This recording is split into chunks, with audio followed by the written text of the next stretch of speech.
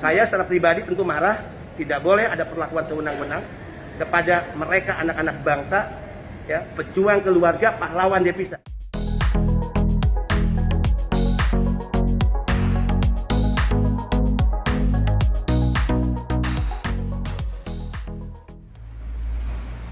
Halo, assalamualaikum. Ketemu lagi ya teman-teman, bareng saya di channel Novan JK. Masih dalam kasus yang sama, yaitu tentang kemarin yang TKW 5 orang itu yang melarikan diri. Nah, ini ternyata waktu sidak kemarin Bapak Beni selaku BP2MI dan tim itu menemukan fakta-fakta yang mengejutkan ketika melakukan sidak tersebut. Dan hal ini sangat penting bagi teman-teman yang mau kerja ke luar negeri, biar lebih tahu lagi bagaimana proses mau kerja luar negeri yang sebenarnya, biar kedepannya nanti tidak salah langkah sehingga itu bisa merugikan calon CPMI ataupun calon TKI itu sendiri. Nah, dari sidak kemarin BP2MI menemukan setidaknya ada 5 hal penting dalam penemuan kemarin yang membuat Pak Beni marah besar. Saya secara pribadi tentu marah, tidak boleh ada perlakuan sewenang-wenang kepada mereka anak-anak bangsa, ya, pejuang keluarga, pahlawan devisa. Nah, hal itu apa aja? Simak sampai habis biar teman-teman bisa tahu semua dan bisa bertambah wawasannya. Untuk yang pertama yaitu uang jaminan. Di setiap PT pasti ada uang jaminan biar tidak kabur ataupun melarikan diri ataupun hal yang mematikan lainnya. Di PT ini bagi calon tenaga kerja wanita ataupun CPMI itu dimintai uang jaminan sebesar 20 juta. Padahal dia kan juga udah bersedia dengan jaminannya. Apa yang diminta jaminan mereka kalau pulang? Uang 20 juta. Yang intinya biar nurut sama peraturan dan juga kebijakan dari PT tersebut, entah itu biar tidak lari ataupun yang lainnya. Nah, tentunya dengan menyerahkan uang 20 juta itu bagi CPMI yang ada di situ itu tidak akan berani macam-macam, seperti tidak berani berbicara yang sebenarnya di luar sana. Karena jika ngomong kejadian yang sebenarnya itu nanti kemungkinan ada ancaman uang 20 juta itu tidak kembali alias hangus. Dan pastinya CPMI juga tidak mau melarikan diri. Dan pastinya CPMI ini juga sudah paham dan itu pasti tidak akan lari jika tidak terjadi hal-hal yang di luar nalar ataupun dengan keterpaksaan seperti yang terjadi pada kasus kemarin. Nah, pasti ada apa-apa, kenapa bisa mau keluar. Atas peristiwa 3 orang yang lompat, ya, kemudian 2 yang melarikan diri, saya masih meyakini tidak mungkin jika tidak ada sebab yang mendorong mereka terpaksa. Tidak ada orang gila yang berani lompat dari gedung dengan ketinggian 15 meter dengan resiko mati, resiko celaka, cacat fisik, kalau jika tidak ada sesuatu yang mendorong terpaksa. Ini kali ketiga, Pak. Ya, ini kali ketiga. Kemudian yang kedua yaitu tentang kematian yang seolah-olah disembunyikan dari luar ataupun dari yang lainnya.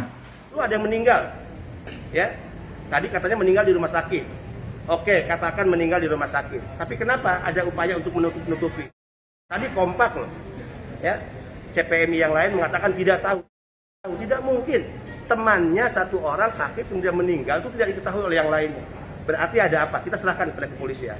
Kemudian yang ketiga yaitu tentang penyitaan HP. Pengakuan dari perusahaan hanya disimpan selama mereka mengikuti proses belajar. Ternyata kita temukan case tidak dalam posisi belajar, handphone juga ditahan. Ini kan sarana vital komunikasi loh. Mereka penting berkomunikasi setiap waktu dengan keluarganya. Kemudian yang keempat yaitu tentang kontrak kerja. Nah, kontrak kerja ini ternyata calon tenaga kerja Indonesia ataupun CPMI itu tidak memegang surat kontrak itu.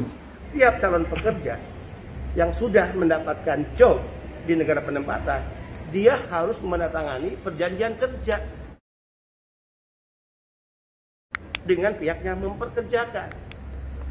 Disitulah diatur apa yang menjadi hak-hak dan kewajiban. Buktinya apa? Beberapa mereka yang tidak, yang sudah mendapatkan kerja, sudah melalui perjanjian, tidak mendapatkan salinan fisik perjanjian kerja. Ini kejahatan menurut saya. Kemudian yang selanjutnya yaitu tentang potongan gaji. Nah, potongan gaji ini terasa memberatkan bagi CPMI sendiri ternyata. Pemotongan tadi gaji Singapura 5.500.000. Ternyata dipotong selama 8 bulan. Ya, per bulan dipotong 4.100.000. Mereka hanya tinggal mendapatkan 1.400.000. Cukup apa? Nah, itu tadi adalah 5 hal penting penemuan BP2MI dari PT yang melakukan pelanggaran tersebut.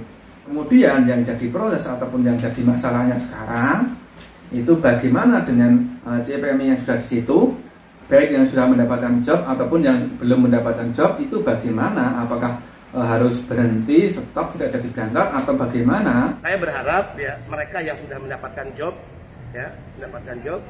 karena tentu sudah terikat perjanjian kerja, itu juga bisa dituntut akhirnya si PMI yang menandatangani tetap diberangkatkan, yang belum stop dulu hingga ada proses hukum. Nah, itu tadi adalah jawaban dari Bapak Beni selaku Kepala BP2MI tentang nasib CPMI yang sudah ada di situ, baik yang sudah ada job ataupun yang belum ada job. Oke teman-teman, ini dulu informasi dari saya. Misalnya ada kekurangan ataupun bagi teman-teman yang mempunyai pengalaman, bisa berbagi pengalaman dengan komen di bawah. Oke, sampai di sini dulu. Sampai ketemu lagi di video berikutnya. Assalamualaikum.